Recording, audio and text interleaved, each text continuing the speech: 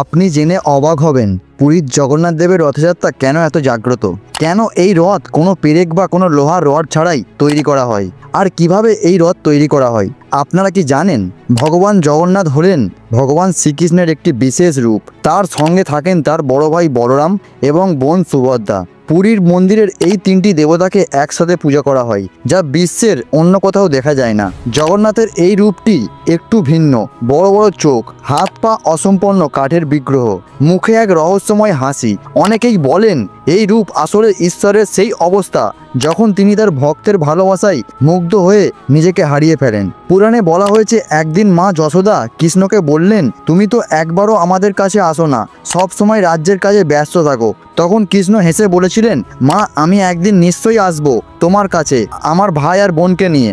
এই কথার স্মরণে প্রতি বছর জগন্নাথ, বলরাম আর সুভদ্রা পুরীর মন্দির ছেড়ে গুগিচা মন্দির, যা তাদের মাসির বাড়ি হিসাবে ধরা হয়, তারা যাত্রা করেন। এটি শুধু ভগবানের যাত্রা নয়, এটি ভক্ত ও ঈশ্বরের মাঝে প্রেমের এক মিলন যাত্রা।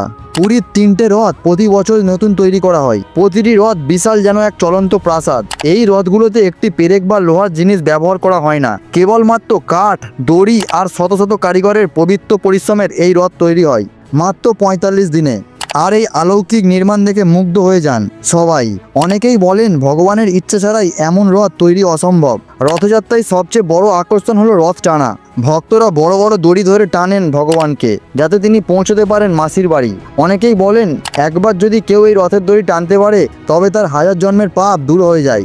আর যদি কোনো প্রতিবন্ধী বা দুর্বল ভক্ত পারেন না টানতে, রথ নাকি তাদের নিজেই কাছে চলে আসে। যেমন একবার এক অন্ধ ভক্ত রথ ধরে বসে কাঁদছিল, হে জগন্নাথ একবার আমাকে ছুঁতে দাও। তখন রথের দড়ি হঠাৎ খুলে যায় এবং তার হাতে স্পর্শ করে। সেই মুহূর্তে তিনি দৃষ্টিশক্তি ফিরে পান। আর এই কারণেই বলা হয় রথযাত্রা কেবল উৎসব নয়, এটি ঈশ্বরের প্রত্যক্ষ স্পর্শ।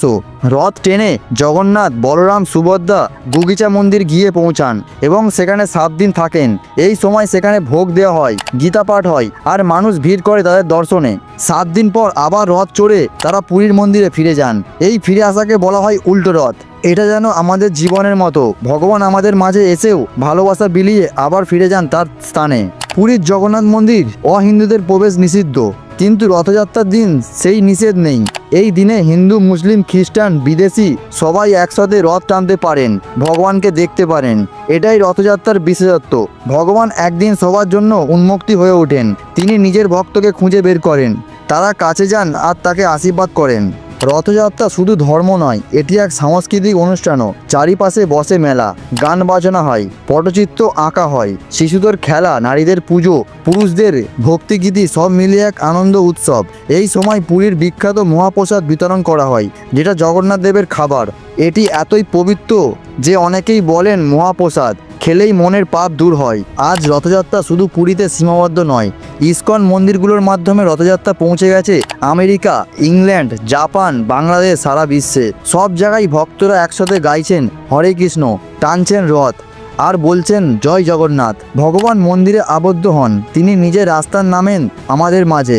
ঈশ্বরের কাছে ধন সম্পত্তি নয়, ভক্তি প্রদান। তিনি কখনো কাউকে বঞ্চিত করেন না, ডাকলেই সাড়া দেন। এই উৎসব আমাদের মনে করিয়ে দেয় ভক্তি, বিশ্বাস আর ভালোবাসা থাকলে ভগবান আমাদের পাশে হাঁটেন। তাই প্রতি বছর মানুষ অপেক্ষা করে কবে আসবে আষাঢ় মাস, কবে আসবে রথের দিন, আর কবে আমরা টানবো সেই দড়ি, ছুবো ভগবানের স্পর্শ। রথযাত্রার এই ভিডিওটি আপনাদের কেমন লাগলো কমেন্ট করে অবশ্যই জানাবেন।